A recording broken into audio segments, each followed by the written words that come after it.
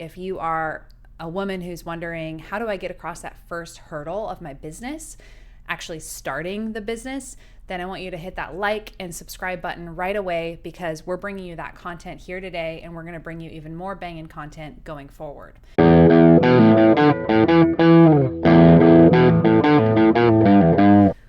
Welcome to She Bangs, everybody. Welcome back. Thank you for joining me again for episode number 2. This is the podcast for women who are building and banging in their careers, in their industries, and in their lives. If you are a woman and you're building big things, you're in the right place. I'm Brittany Newman. I'm the host of She Bangs. I'm also an entrepreneur here in San Diego. I own Blue Kangaroo Packouts. On episode 1, we talked a lot about how when you are first in a business, you are banging your head against a wall, and the call to action was to learn to really love that banging your head against a wall phase. And today we're going to take a step back from that and talk about actually getting over the first hurdle, which is starting a business. A lot of you told me that something you wanted to hear about, and the scariest part to you, is just getting started. And I totally relate with that. I have been trying to start a business since I can remember. I have bought more website domains than you could probably imagine. I'm going to tell you about them today. But the point is, the scariest part is actually jumping over that hurdle into starting. The first hurdle is really deciding that you're going to start something. And like I said in the beginning, I have always wanted to be an entrepreneur. I actually can't remember a time when I didn't want to be an entrepreneur. When I was 8 years old, I wanted to buy a TV. I had a goal to buy a TV for my bedroom. And it was one of those TVs that were like a straight up box TV, nothing like we have today. I'm sure you guys remember it. I remember it was 13-inch TV, and I wanted to buy it. And my mom and my dad told me, well, you have to earn the money and buy it yourself. So it was around Christmas time, and I started making these cute little ornaments with a spoon. It was a plastic spoon, and I had felt pieces that I carved, or that I cut, not carved. I was a woodworker as an 8-year-old. I had these felt pieces that I cut into pieces of like Santa hats and little like balls for the hat part of it, like the little jingle part of it. I would put bells on these little guys. And then on the back of the spoon, I glued a lollipop, one of those that's like, how many licks does it take to get to the center of it? I actually can't even remember what those are called right now. Anyway, I glued that onto the back of the spoon, and then I put a little ornament hanger on it. So I think I called these Santa spoon ornaments or something, and I sold them to my mom's tennis friends at the athletic club of Bend, Oregon, the athletic club of Bend, and I made enough money to buy a TV for my room. Okay, so I was 8 years old when I started wanting to be an entrepreneur. This has been ingrained in my being for a long time. I won't tell you how old I am right now, but it's been a few decades. I'll just say that. So then we fast forward to my adult life, and I have gone to college. I have gotten into a career where, I was kind of progressing through corporate companies, and all the time on the side, I thought that there had to be something more that I wanted. I had all these ideas, you guys, and I'm just going to kind of talk through some of the ideas I had. And if anybody wants to steal them, I don't want you to do that. But maybe you should, because I haven't done it yet. So anyway, let me just go through some of these. Tap truck. What a great idea. Tap truck. This was born out of the desire to have a mobile brew solution where a mobile truck would come to my neighborhood, and it has all of these taps in it, right? Like a tap fill station. I actually got this idea from Bend, Oregon as well, where they have all these growler tap fill stations available at like gas stations. And I was like, why couldn't this be mobile?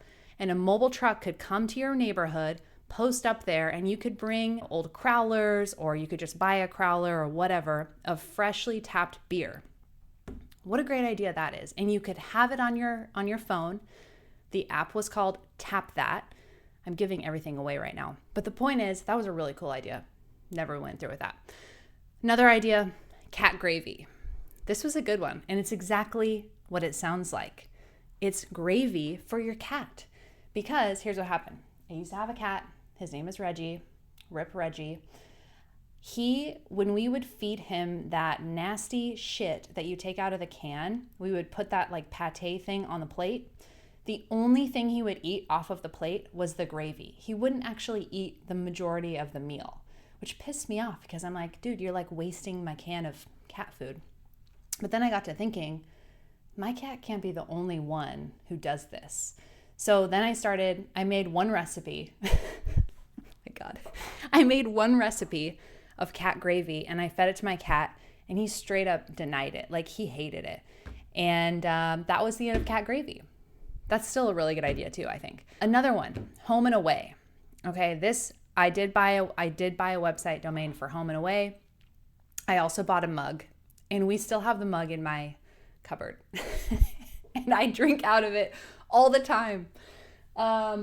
Anyway, so home and away was this idea where it was a video production company that would interview potential buyers of homes, and we would actually make a story for you as a home buyer. We would like have you come on camera, talk to the seller about why you're such a great candidate for the home, and we would send it over to the seller. This came out of a need for my husband and I to actually do this when we were buying one of our homes. And we made this awesome video about like us as a couple and our hopes and dreams. And we talked about some of the stuff that they had interest in and how we all kind of aligned. And sure enough, we got that house. And I was like, ding, this is a great idea. People should do this. I should do this. So again, I got the website, I got the mug, all of that. And then it just sort of fizzled out. I have a few other ones actually on this list that I was going to talk to you guys about, but I'm realizing that you get the picture. I have a lot of domain names that I bought.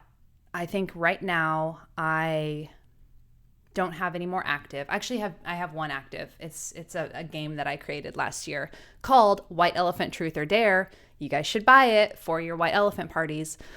I am going to start slinging that again this year. My point is, I think in all of this is that I went through a lot of ideas that came out of just things that I needed or things that I wanted.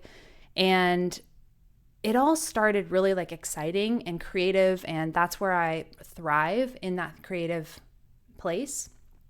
And eventually it just fizzled out because I had other stuff to do. I had my real job to tend to, right? I didn't actually pour time into a business. Within the last year, we decided that buying a franchise might actually be a better fit or a fit for me.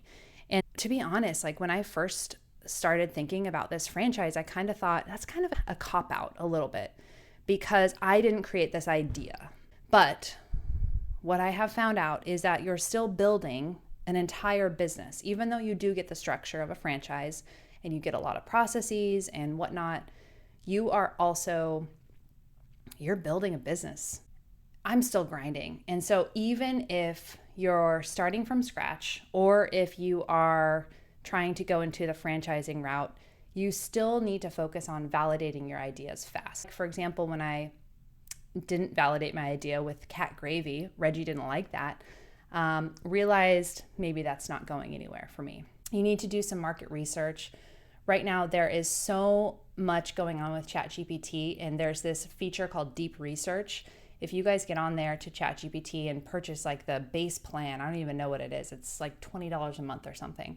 There's this feature called Deep Research, and they can actually help you put together a complete competitive landscape of whatever industry it is that you're wanting to go into.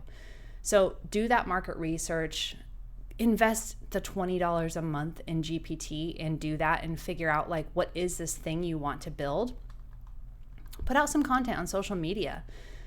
Just see if anybody bites. Like that is a free, low risk way to actually see if your market has viability, is just putting out some content on social media. That's a great place to start. There is a lot of fear of the unknown. That's a huge hurdle that you have to get over when you're either jumping into a business or opening up a franchise. And one of the things that helped me with the fear of the unknown when I started this franchise is working with a consultant. So one of my good friends is a franchise consultant, And her and I, we've been friends forever. We met through the Junior League of San Diego, and she and I go on a lot of hikes, and we just talk as friends. And I've always known that she was a consultant, but I never really saw the parallels about like my past, like this desire to become an entrepreneur and how that would then like morph into owning a franchise. Because when I thought of business, I thought it was me starting my own product or service. So there was a time in my life where the conditions at work, my corporate job, were not optimal. I'm looking at my career there and I'm thinking, I don't see myself going where I want to go. And I don't see a path to get where I want to go. So that was happening on this side of my life. And at the same time, I was also starting to go down this path with my friend of franchise ownership. Working with her was really cool because we got to sit down and talk about what our life goals were. Both my husband and I sat with her and we just outlined like what we wanted for ourselves. What kind of car do I want to drive? What kind of house do I want to own? What kind of boat do I want to have? Like all of these specific things and the way that I want to live my life contributed to helping me actually jump over a hurdle into starting a business. And of course, it's so scary. Of course, it's so scary. And the question also really becomes, am I willing to bet on myself? And that was something I kept saying over and over in the process of going through the franchise discovery and purchase. The thing I kept saying over and over and over again is, I want to make money for me. But the first hurdle was really, am I willing to bet on myself? And I was, and I still am. I'm very much willing to bet on myself. So that's the question I want you guys to ask yourselves. Are you willing to bet on you? You have to be willing to bet on you, because at the end of the day, when you are starting a business, and I can tell you right now because I'm in it, it's you in a room with you. That's where I am right now. I don't know if you guys can tell, but you're in my office and I'm in a room with me all day. And I think that I can do it. I think that I can absolutely crush this business. And so that's one of the things that helped me to jump over this hurdle. The second question that you need to ask yourself is, are you wanting to go into a business that you start on your own, product or service? Or do you want to go into a franchise, something that is already structured for you and you're given a playbook type of situation, and then you take that and build it from there? I think for me also, there was a myth that a franchise was the easy way to go. So, it was almost like, man, I'm used to doing hard things in life. That's something that my husband and I talk about a lot, is that we do hard things because that's what makes us, more gritty and more, I don't know, we do a lot of hard things in our life. And so when I thought about a franchise, I thought, well, that's kind of the easy way to go, right? It's kind of the way of least resistance, or whatever I thought of at the time. And I got to tell you, being in it, I couldn't have been more wrong that it was easy. It's actually really fucking hard. It's really hard. Just because you buy a system and you purchase, products that come with it. Like when I bought Blue Kangaroo Packouts, you get what's called an initial package. And so you're set up to actually do the job that you're buying. And I had all of these storage vaults, for example, sent to me at my warehouse. They're not sent to me set up, ready to receive people's belongings. They're sent to me in pieces, ready to put together. Okay? So my husband and I, we put them together over a couple of weeks. I'm doing the work to make this business possible. Yeah, I didn't have to go and source those materials, and I didn't have to go figure out the best possible vendor for those materials for my vaults, but I still had to do the work. The other myth of this is, you just get customers, built-in customers. Not true. Absolutely not true. You have to build that funnel. You have to make the calls. You have to drop in. You have to do the online marketing, whatever type of franchise you're in. One of my friends owns a gym here. It's a franchise. And he's got to do B2C marketing all the time. It's an online marketing effort. You can't just open up a place and all of a sudden people arrive there. That's just not how it happens, right? So it's not easier by any means to own a franchise. It's a different kind of hard. They're both hard, just in different ways. So no matter the path you decide to go into, either franchise or non-franchising, expect that it's going to be hard. Expect that you're going to learn the most you've ever learned. I have learned the most I've ever learned in such a short amount of time in owning this business. It is wild. I actually haven't learned in this way since probably college, but this is like a mass amount of growth in a very short time. And your brain is constantly wondering, like, okay, figuring out the better path. Like, how do I go in a better direction? Because, that didn't work. So now I have to go in a better direction. I'm learning the most that I possibly can in this time. So the easy way doesn't exist. That's what I'm telling you. Don't think for a second that you buy a franchise and all of a sudden you got a bunch of customers. You don't. You still have to put in a lot of hard work and time. And a third thing that you need to take away at this stage of it's scary is, what is your financial comfort zone? And I'm not going to talk too much about financials in this episode. I will talk about them in a later episode, so tune in because we are going to talk through that. But that's the biggest piece. I mean, honestly, yeah, you're going to bet on yourself, but like at what cost? So you have to figure out what your financial comfort zone is. So hopefully that wasn't too scary. I want to encourage you, if you're a future founder, if you're somebody who's like me and you're thinking there's got to be more out there, there's got to be more to life than this corporate grind that I'm in, know that it is scary. Know that that first step is never really going to feel comfortable. And even now today, I can honestly say I don't feel comfortable. I still am in a very uncomfortable state because I'm growing and I'm building and every day is something new. But I did bet on myself. And if you're already thinking that there is something out there for you, I would encourage you to do as much research as you possibly can. When I first started looking into this, it's like anything. When you don't know anything about it, you're scared of it. And as soon as you learn more and more information about the thing that you're looking at or learning about, you start to become more comfortable in that subject. And so highly recommend for you to do a lot of research at the beginning. Not so much research that it stops your action, but enough research where you can feel comfortable enough to make that leap, to jump over that hurdle, to say, I am going to start something. Really, really recommend to do that.